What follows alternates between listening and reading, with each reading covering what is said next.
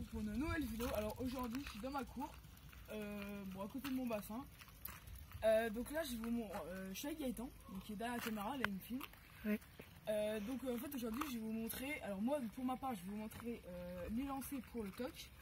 Et lui il va vous montrer les lancers pour la pêche au leurre. Et ça fait aussi pour la carpe. Donc déjà pour la canne toc, c'est une canne un peu spéciale parce que le porte-moulinet il est comme ceci. Donc c'est un porte-moulinet beaucoup plus précis qui va bien serrer votre moulinet et il ne bougera pas. Le moulinet c'est un petit moulinet classique de 1500 en fluorocarbone. La canne assez longue c'est une 3,80 m. C'est une 3,95 m, donc c'est presque 4 mètres. C'est assez longue. Pour le toc, pente téléréglable. Avec un talon assez long pour pouvoir prendre loin. Donc elle est vraiment très légère, hein, 220 grammes. Ouais, pour une canne de toc c'est léger. Donc la montre maman. Donc là on peut prendre comme ça. Faut forcer un peu, mais bon voilà. Donc c'est pas lourd. Et si on veut pêcher court, on prend comme ça. Limite on enlève un anneau. C'est vraiment vous voulez pêcher court. Voilà. Donc alors, pour s'entraîner, c'est déjà entraîné un peu avec Gaëtan. Donc nous ce qu'on va essayer de faire, donc souvent sur les spots, c'est pas très large. Donc là on s'est fait un petit carré, donc faut être dedans. Et le but c'est de lancer. Alors du coup on a mis un petit boulon au bout de la ligne. Voilà. Donc faut pas s'embêter à mettre de leurre. Hein. Ouais, mettez pas des leurres ou un plomb de pêche à la carte. Et nous ce qu'on va essayer de faire c'est lancer dans le pluvomètre. Donc c'est pas très grand, ça fait 10 cm de diamètre. Donc on va essayer de lancer là-dedans. Donc alors pour les lancer pour le toc, il y a plusieurs solutions. Donc la plus simple et la plus classique. On ouvre le pick-up, on tient le fil, on le pince avec le doigt, on lance, on tient le fil ensuite, on prend contact sur le deuxième anneau et là on pêche au toc. Donc, après ça je suis pas un spécialiste du toc mais ça c'est comme ça qu'on fait. Donc ça c'est le classique, c'est pas le meilleur. Le mieux c'est de mettre un peu de fil, lâcher un peu de fil, fermer le pick-up pour pouvoir ferrer à tout moment. Alors on prend jamais le fil au niveau du moulinet, toujours entre les deux premiers anneaux.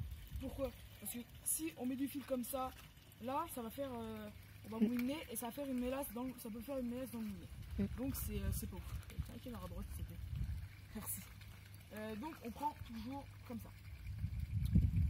Donc pas le frein pas trop serré pour pouvoir sortir du fil à tout moment. On prend comme ça. Donc toujours l'index comme ceci. On se positionne un pied vers l'avant. On fait un balancier comme ça. Et ensuite on va balancer la canne d'un avant en arrière environ de 11h à 9h on va dire. Ouais. On fait un balancier une fois, on mesure la distance qu'on veut, 2 fois pour être sûr.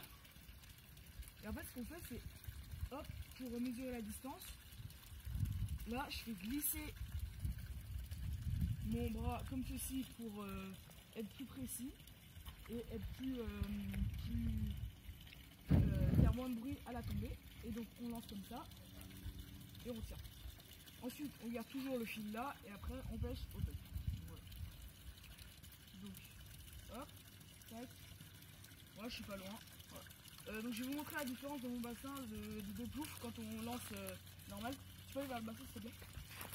Donc quand on lance normalement en balancier vers l'avant.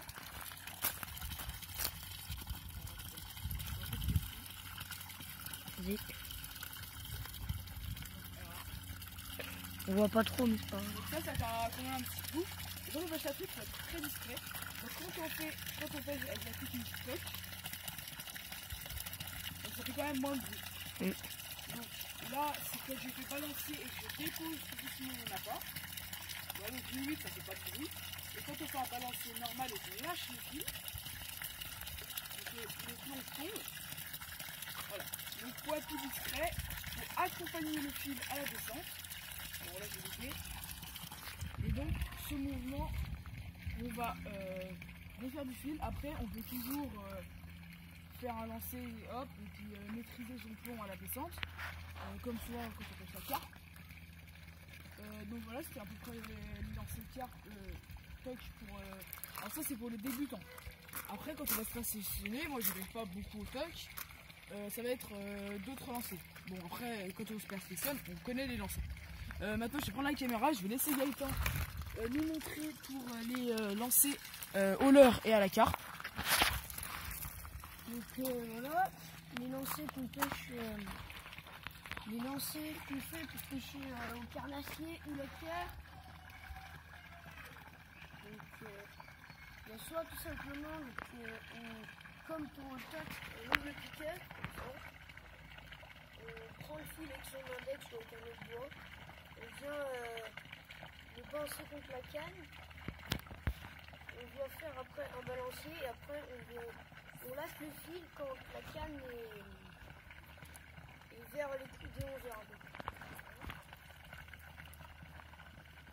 Voilà, donc il y a ce lancer là, comme ça. C'est l'un des lancers les plus simples. Après il y en a un que j'utilise beaucoup aussi, qu'on met la canne comme ça, même technique, on met le piquet, on pince le fil. Voilà. Donc ça va balancer sur le côté. Donc bon, tout ce qui va être skipping sous les obstacles, ou alors des fois il y en a ils maîtrisent mieux ce lancer, donc voilà. Ou alors des fois quand on a beaucoup d'obstacles et qu'on lance pas très loin, on lance comme ça là. Par devant. Ça lance pas très loin. Enfin bah pas forcément, il y en a. Moi je maîtrise très bien le lancer par devant et je lance assez loin. Donc on ouvre le piquet, on passe le fil, on fait un balancier de son fil et on lâche quand on est juste devant. Ouais, donc faut mettre un peu environ de la pointe jusqu'au moulinet en fil, voire un peu moins. Et ça c'est plus pour les petits leurres en général. Petits leurres ça lance mieux. Puis par derrière on n'arrive pas à lancer. Ou alors, Ensuite, pareil, on prend notre fil. Moi j'arrive mieux à maîtriser, je lance. alors ça c'est vraiment plus précis parce qu'en fait on contrôle le fil. Après faut pas tirer trop sur le côté en fait avec sa main, parce que sinon on peut se prendre dans sa poignée là comme il vient de faire. Donc ça prend la poignée, après ça fait chier. Voilà, donc on peut le dire. Donc voilà, c'est classique hein. Au début, après au bouchon faut faire gaffe parce que ça marche aussi pour le bouchon. Pour le bouchon faut faire des lancers plus doux, faut pas lancer comme un super fort comme on pêche à la carpe loin. Parce qu'après on fait des mélasses quand on lance trop fort au bouchon. Voilà. Ouais, moi pour le bouchon je lance comme ça. Ouais, par devant, précis et tout, on contrôle le fil pour essayer de faire des mélasses. Bon bah voilà, c'est à peu près tous les lancers hein, pour le touch et pour la pêche au carnassier et à la carpe. Et moi je vous dis à la prochaine pour une prochaine vidéo avec Gaëtan peut-être. Salut!